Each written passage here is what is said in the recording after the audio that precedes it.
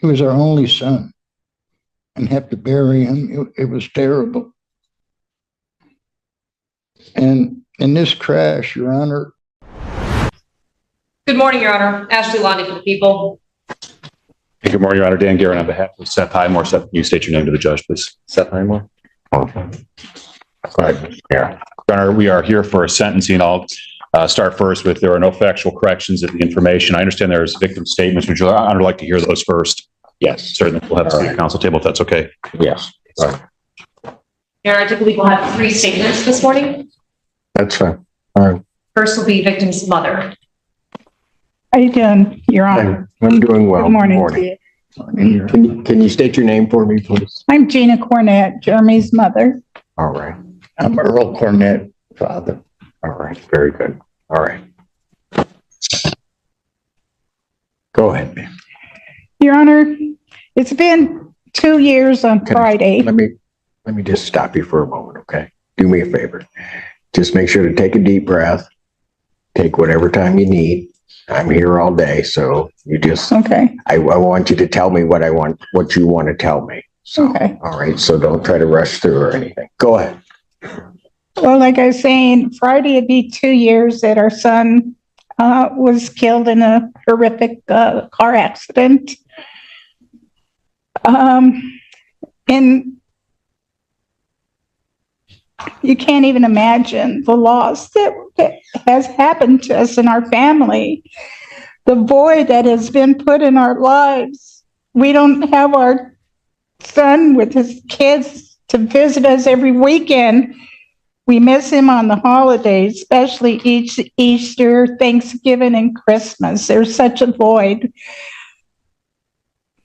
What has happened has impacted not only us, but our grandchildren. Jeremy's daughter, Aubrey, she's had to have counseling because of the horrific feelings that she's had to feel losing her dad. And Dominic kind of suppressed right now. And she has seen a psychiatrist, Aubrey has. And I like to say to Seth Highmore that he has to carry his cross for what has happened. I don't hate him. I forgive him.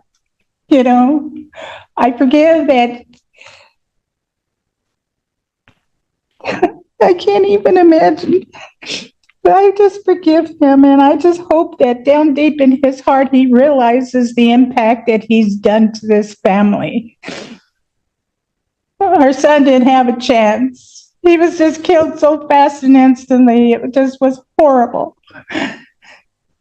And here's a picture of our son, Lord, Your Honor.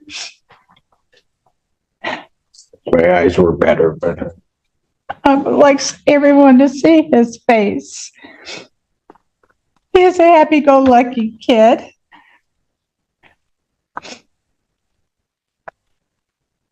And I just feel, Your Honor, that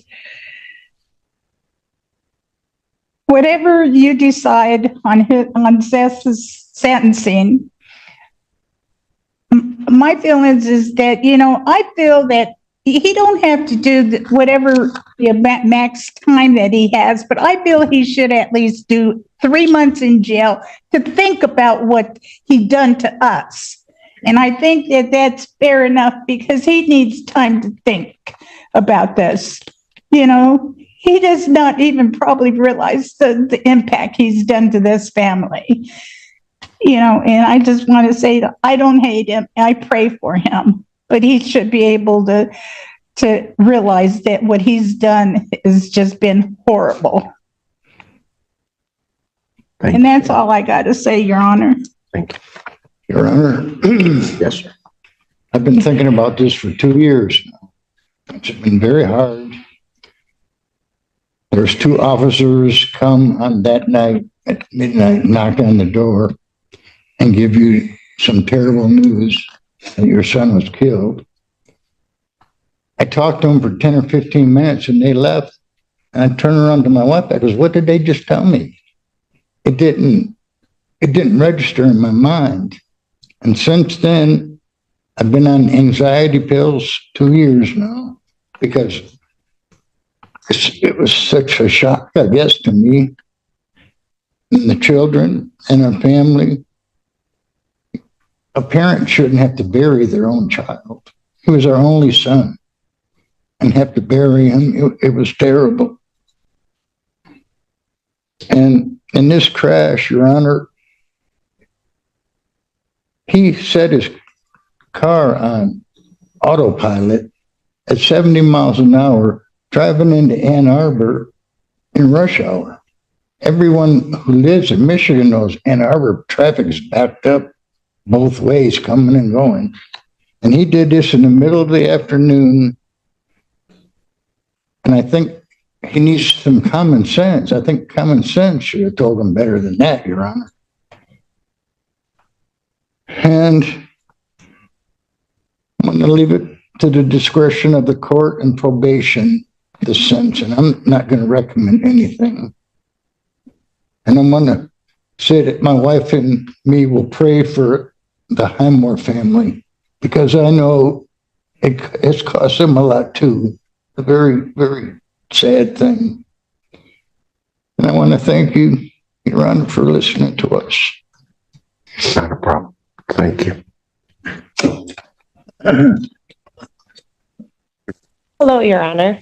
My name is Sherry Krogel, and I was the deceased was my boyfriend at the time. We were on the phone when it happened, so for 2 years, hearing on and off, trying to figure out what was going on. I've went through a lot of different emotions on how I feel on the situation. He was my best friend. You can't get that back. But I don't personally feel that all lives should be ruined. So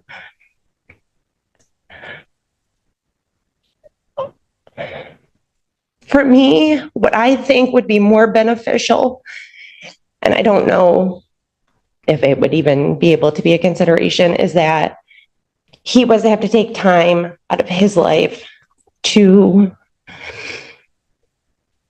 go to like a driver's ed or a school and talk about,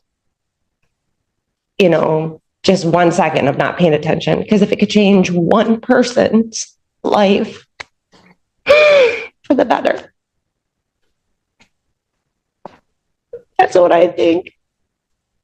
I don't think more lives need to be ruined over an accident. That's it. Thank you.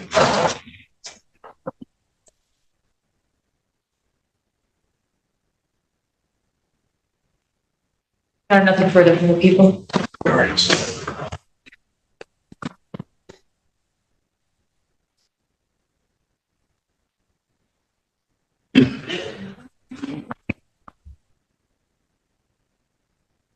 May I proceed, Your Honor? Yes, you may. Your Honor, I say without any hesitation that, the two most difficult tasks and I think most defense attorneys face are, one, standing up after a victim statement that was, especially one with such grace, humility, and emotion that those poor people had to go through. And I certainly extend my sympathies to them on behalf of Mr. Highmore. And secondly, is to try to make sense of these types of cases, these types of charges, which I think we all agree in the system are the most emotional, most difficult cases to sort out, because they are the only, or if not the only, one of the only offenses that bring accidental and negligent conduct into a criminal courtroom like today. But we're ready to deal with that. And I want to start with some cold and sterile requests, Your Honor. One, I think I mentioned, Your Honor, in chambers, I would ask Your Honor to either order restitution today with the condition that may be revisited if, in fact, that was contemplated in the civil lawsuit that was settled, or to reserve restitution for a short amount of time while I talk to the insurance attorney. Secondly, Your Honor, of course, I'm asking you to follow the recommendation. I can't sit here and say I'm asking to impose jail time on my client. That would be difficult for me to say, but I do think that Ms. Polera understands her role very well and made a very good recommendation here. And if Your Honor believes that jail time is appropriate, my client is ready to go in today, of course. Your Honor, I will say this. As we look at the conduct here, I think that the victims are probably searching for an answer as to what happened. I would be too, if my loved one was killed or injured, and I don't think we're ever going to be able to offer that. Mr. Highmore doesn't have much of a memory. The police investigation didn't show that he was doing anything by way of reckless conduct, drinking, using drugs, using his phone. They checked all of those things. I think this was a situation in which Mr. Highmore simply either zoned out, didn't pay attention, and possibly we've learned a little bit about his medical condition since. He had worked a 14-hour shift in the sun, dehydrated, and certainly his actions have resulted in the death of this poor young man. I will say, of course, Your Honor, that Mr. Highmore has no prior criminal history, no subsequent criminal history. This was, of course, 2 years ago.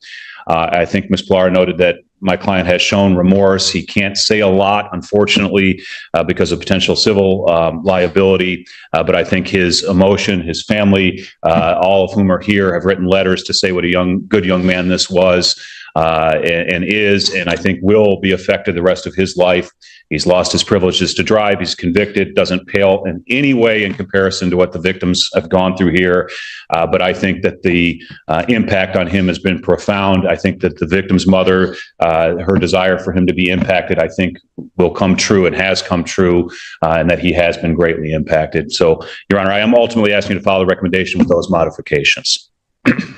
Yes, Ms. Levy. Yes, I saw. Thank you, Your Honor. As to the restitution issue, just so the record is clear, the restitution that's been recommended by probation to be ordered was simply for the funeral expenses for the victim. So there was a civil lawsuit that may or may not have included those funeral expenses. Certainly did include other monies paid, but that is, just so the record is clear, the only thing that probation ordered was for the funeral.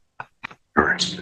And as indicated, Your Honor, certainly we would never challenge the amount. It's just whether that was covered. And if not, then that will be certainly part of my client's order to pay back immediately. Well, let me just deal with that. The record should reflect that I had a in-chambers conference with counsel. That issue was raised, and I will say that I'm going to order that restitution amount today. If it was covered either by an insurance or through some lawsuit, then one of two things then would happen if that was indeed paid, well, specifically directed toward those expenses. And so I want to be clear on that. If out of the settlement, the family used some of those funds to bury their child, that doesn't count in my book. It would have to be something that would have specifically been directed toward those expenses.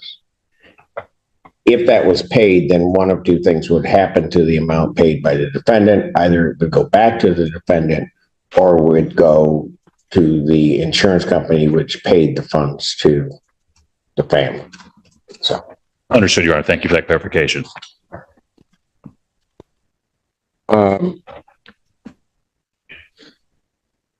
Let me just say at the outset, I think particularly to both families, all the years I've been on the bench, these types of cases, either in terms of adjudicating them or in terms of sentencing, are absolutely the worst. And they're the worst from my standpoint because in a lot of ways, sometimes you have sort of, I don't want to really call it good and evil, but you have somebody who is bad, and it's easy to then point the finger and to do something. But typically, and as I was going through the defense's letters that he sent in, and hearing about him, I would just indicate that, and then hearing about the deceased in this case, these aren't bad people, either side of it. And so it becomes problematic sometimes for the court. I'll say problematic, but it's what I have to do. I have to find some balance in terms of what I do. Before I continue, I guess, sir, is there anything you want to say? I do have to offer that to your allocution. Yeah, I would just like to say that I am extremely sorry for what happened at the incident. And if there's anything I could do to change it, I promise I would. And that's all, Your Honor.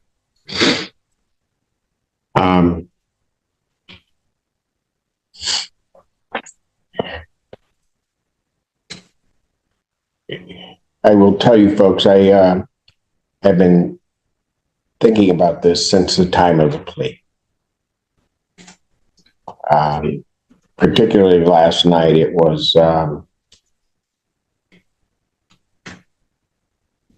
what to do was weighing very heavily on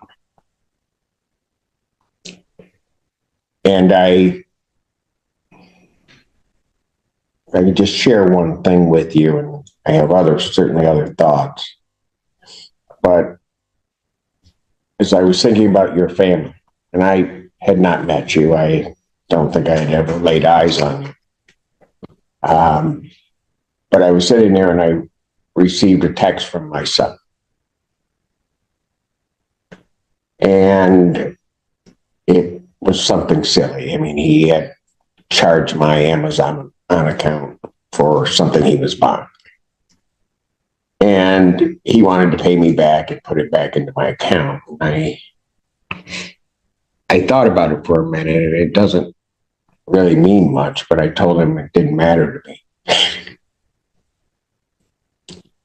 And it didn't matter to me because I heard from him. And I thought about you guys. And just the sadness that you don't get that text message. I don't know. I can't even imagine how you guys feel. People can say, though, that they want to put themselves in your place and can't imagine it, can't do it.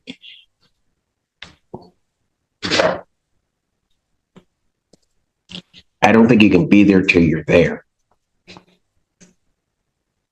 And then you don't know. To listen to Dad say that there were two officers talking to him and it's just not registered. I don't even know how you receive that kind of news.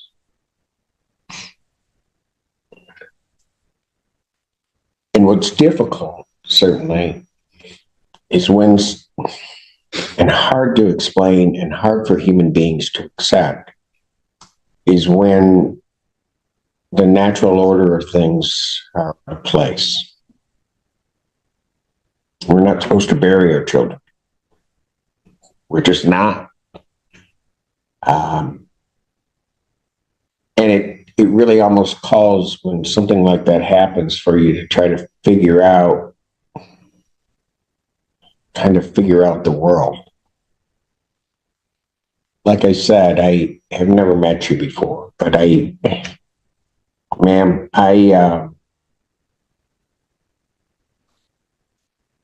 you're a testament to what is good.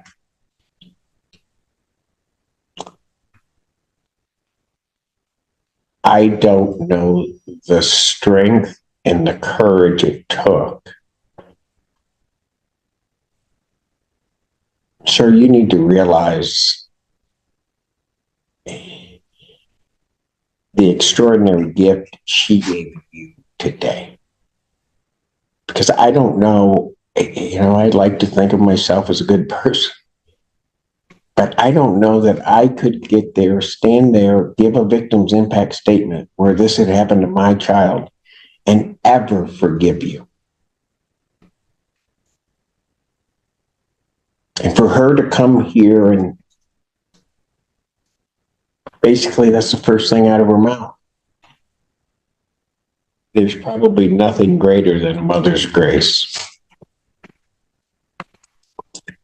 Ma'am, I thank you for sharing that. With,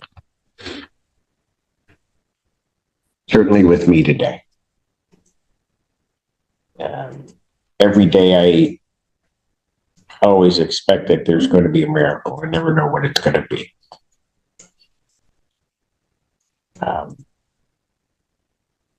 Your words, in my mind, were that today for me.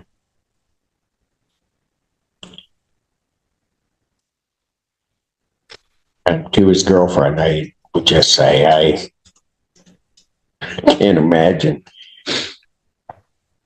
And I wasn't aware of it till you said it, that you were on the phone with her.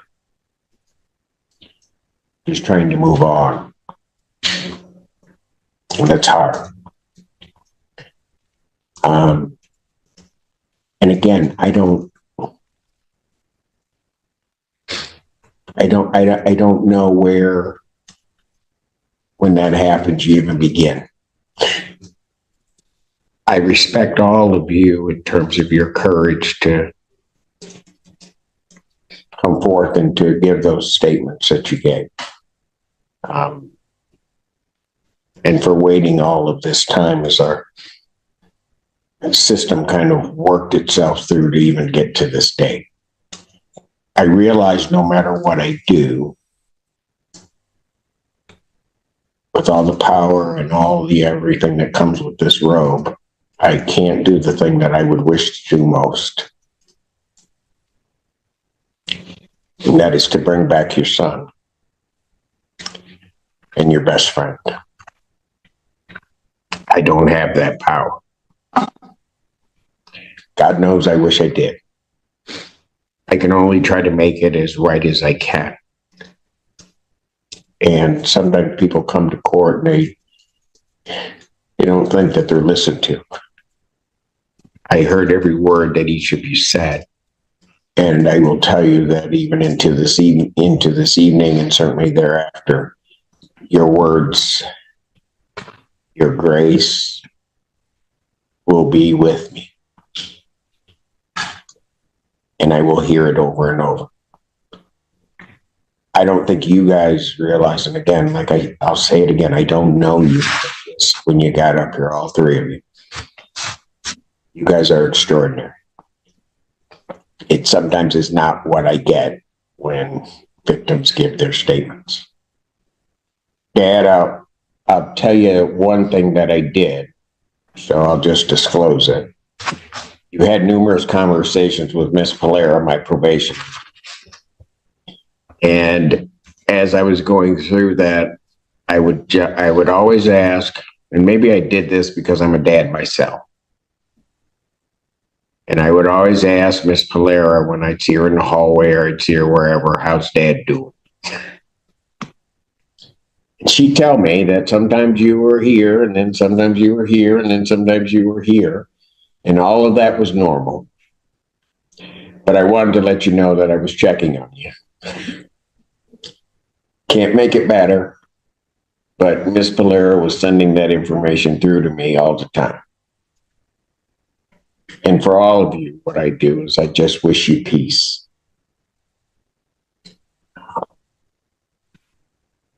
It is a sentence of the court. I'm going to place you on 24 months probation. You are to pay $855 fines and court costs, $720 probation oversight fees, $4,291.20 restitution to Earl Cornett payable through the court. When can you pay that?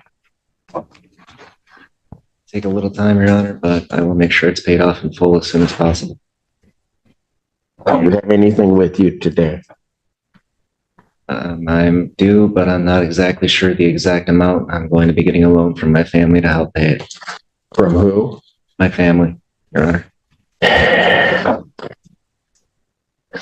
How much can be paid today? Do you want your dad to try to answer that? Yes. Your Honor, may his dad help with that answer? That's okay. That's fine. Scott, all right. He's indicated 500 today, Your Honor. I have 1,000, Your Honor.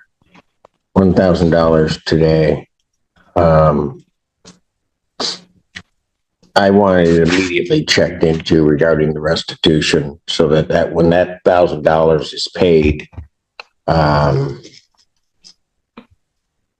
if the restitution is to go to the family, I want that to go to the family. I'll deal with the fines and costs probation. I don't care, but Do you want that $1,000 put into bond for right now to hold it until we know, Judge?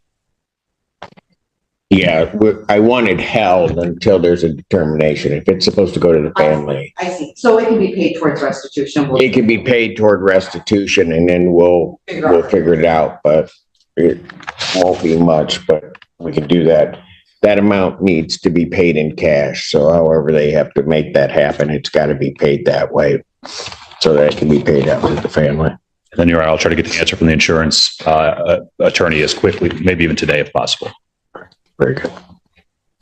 There is to be no use of alcohol, recreational marijuana, or any illegal substance. You'll be subject to random testing as requested by probation. You are to complete a driver improvement course as directed by probation. Going to, when it says that people aren't listened to, and I'm sorry, ma'am, what was your name again? I did not write it down and I'm Sherry. Sherry. Sherry and Gina, Your Honor. All right. Sherry, I'm going to take your recommendation to the court. It struck me as something, when you said, I don't want to ruin everybody's life, but maybe something good can come out of this. I say we give it a shot. So one of the things that I'm going to order is that I'm going to increase the number of community service hours.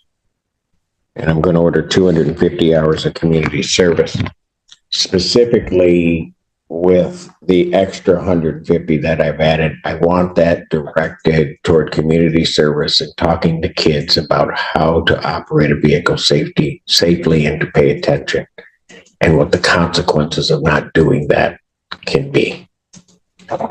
Understand that? Yes, Your Honor. Does that meet kind of what you were thinking of? I'm also going to order an added condition. I realize that his driving privileges in the state of Michigan are suspended, but I'm going to order no driving so that if he is caught driving in any respect whatsoever, that would be a violation of his probation as opposed to some sanction from the Secretary of State. Regard to jail, incarceration. The recommendation here is for the 45 days. When I walked out, I will tell you, certainly because I was going to listen to everybody, that I had not decided whether there was going to be any jail time, whether there was going to be the maximum amount of jail time. But I think Mom's right. Whatever happened, because there's not really an explanation, which is probably also difficult. It might be easier even if one were to hear, I wasn't paying attention and this would happen. Just something. But it's just absent. There's nothing. Over 365 days in jail, credit 4 days. And we'll indicate that defendant will be remanded to the Washtenaw County Jail. I am changing the recommendation of probation. Defendant will serve 90 days. And during those 90 days, I hope you take the time to do with that woman that bestowed grace upon you today of forgiving you. That you do that. That you think about that. This is a very important turning point in the sentencing. Instead of focusing only on punishment, The judge is trying to create accountability with purpose. By ordering hundreds of hours of community service focused on safe driving education, the court is essentially saying, if this tragedy can prevent even one future death, then maybe some meaning can come from it. And notice how carefully the judge listens throughout this hearing. He remembers the girlfriend's recommendation and directly incorporates it into the sentence. That tells you something about this courtroom. Every victim's statement mattered. But don't think the emotional tone means the defendant is avoiding serious consequences, because the judge is about to make it very clear that forgiveness does not erase responsibility. And think about what has happened and just what your inattention, inaction, what that does to this family, what it's done to your family. So you will serve 90 days. The balance of that time will be suspended. There is also defendant is remanded. In the end, this courtroom hearing became about far more than punishment. It became a painful reminder of how one moment of negligence can destroy multiple lives forever. The judge balanced compassion with accountability, sentencing the defendant to 90 days in jail, probation, restitution, community service, and strict driving restrictions. But what truly made this case unforgettable was the extraordinary grace shown by the victim's family. Despite unimaginable loss, they chose forgiveness while still demanding responsibility. Those emotional statements clearly impacted the judge's final decision and transformed this hearing into one of the most powerful courtroom moments imaginable. If you found this case as emotional and shocking as we did, make sure to hit that like button, share your thoughts in the comments, and don't forget to subscribe for more jaw-dropping courtroom breakdowns and real justice moments every week.